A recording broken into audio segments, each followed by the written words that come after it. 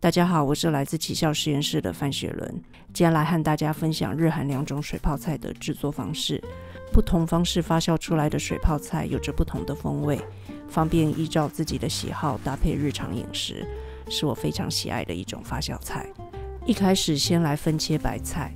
水泡菜源自韓國，傳統最常使用的是白菜與白蘿蔔，泡在特制的湯汁中微發酵後保存，口感清爽，可以用來做冷麵。今天手邊剛好沒有白蘿蔔，改用它的親戚櫻桃蘿蔔來取代。蔥也是為了搭配白菜準備的。水泡菜並非日本傳統，但受韓國影響，近年常看到日本人使用小黃瓜、蘋果、櫻桃蘿蔔、番茄等蔬菜做出自己風格的水泡菜。先處理需要時間殺青的白菜，切成一口大小後，再用重量 2% 左右的鹽殺青軟化。櫻桃蘿蔔組織比較細緻，澀味低，我一般不會特別處理。如果你還是想要先殺青的話，鹽的用量要少，也建議時間不要放長。櫻桃蘿蔔和白菜不一樣，比較容易失去口感。再來做需要時間放涼的醃製液。日式水泡菜用的是第2、3道的洗米水，搭配鹽與糖煮沸後放涼使用。裡頭的米糠、澱粉和糖可以作為乳酸發酵所需的養分來源，鹽則能幫助抑制雜菌生長。醃製液的制作量建議抓在菜重的 1.2 至 1.5 倍之間。這次我要做的2種蔬菜組合加上配料總重約800公克，我就用了1公升的洗米水，搭配我所喜歡的鹽糖比例，分別是 2.4 與 1.2%， 煮到小滾之後就可以放涼備用了。再來制作韓式水泡菜常用的糯米糊，糯米粉的用量大約是菜重的 1% 上下，800公克的菜我用了10公克的糯米粉，稀釋的水量是200ml， 記得務必先倒入冷水，攪拌至完全均勻後再開火，要不然糯米粉因為受熱不均的關係會很容易結塊。接下來處理蔬菜，用過濾水洗過後，小黃瓜可以切成比較有厚度的圓片或是滾刀切，保留口感。櫻桃蘿蔔建議切薄片，比較容易醃透，減少辛辣味。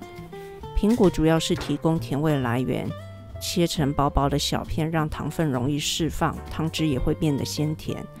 發酵一段時間後，雖然顏色容易因為氧化而變褐色，但吃起來依舊非常美味。不管什麼口味，我們都會用上2至3小瓣的蒜，以及2、3片的薑。韓式做法會打碎的關係，我們就隨便切切就好。日式的話，因為是直接投入，建議切成完整的片狀，才不會讓湯汁混濁。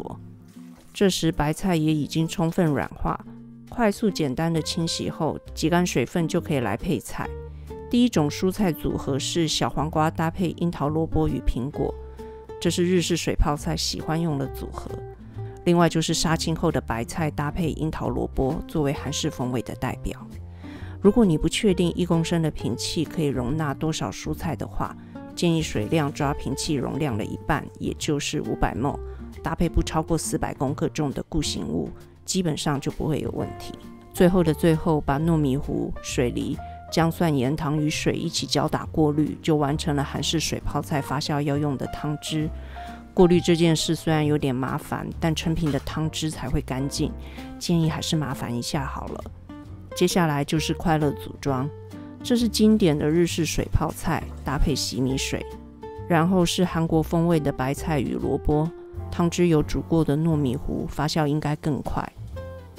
再來用同樣的湯汁來發酵小黃瓜這個日式蔬菜組合，最後是用洗米水來發酵白菜與蘿蔔，利用保鮮膜確保菜有浸泡在湯汁裡就完成了。今天溫度24度，是適合發酵的好日子。經過14小時後確認一下狀態，看來用糯米糊發酵的2罐水泡菜，泡泡都稍微比較活躍一點。24小時後先來試吃一下，感受發酵的進度。雖然酸味並不明顯，但已經可以感受到風味的變化。當天晚上10點開始吃得到淡淡的酸味，發酵也進行得很好，這時就可以進到冰箱裡保存了。在冰箱裡放了2天之後，我們就正式的成為水泡菜富翁。首先試吃白菜，韓式糯米糊搭配水梨的湯汁，讓白菜變得非常順口。薑蒜打碎後發酵得更快，香氣濃郁，入口卻非常的溫潤有厚度。相比起來，這罐單純用洗米水搭配鹽糖發酵的版本，呈現了白菜的原始風味，吃起來更有種去油膩的清爽感受。再來是小黃瓜版本的日式水泡菜，這其實我已經做了非常多次了。小黃瓜和蘿蔔的清爽香氣非常迷人，蘋果吃起來也很鮮甜。搭配韓式的糯米糊則是第一次做，雖然湯汁依舊美味，但是小黃瓜的香氣幾乎被完全的掩蓋了，相比之下就有點可惜。找到喜歡的風味，嘗試不同的蔬菜，快速簡單輕發酵的水泡菜，不但能讓人在忙碌的日常中輕易吃上多樣的蔬菜，也充滿了制作的樂趣。制作好的水泡菜在冰箱裡的前1周口感最好，接下來酸度會逐漸提升，口感也會開始慢慢變軟，可以的話盡量在2周內吃完。除了作為配菜之外，剁碎後的水泡菜搭配湯汁也很適合用來拌麵。天然發酵的蔬菜除了膳食纖維之外，也能幫助增加腸道菌種的多樣性。希望這樣健康的美味也能開始參與你的生活日常。希望你喜歡今天的內容，我是來自奇效實驗室的范雪倫。希望你今天也吃得很好，我們下次見。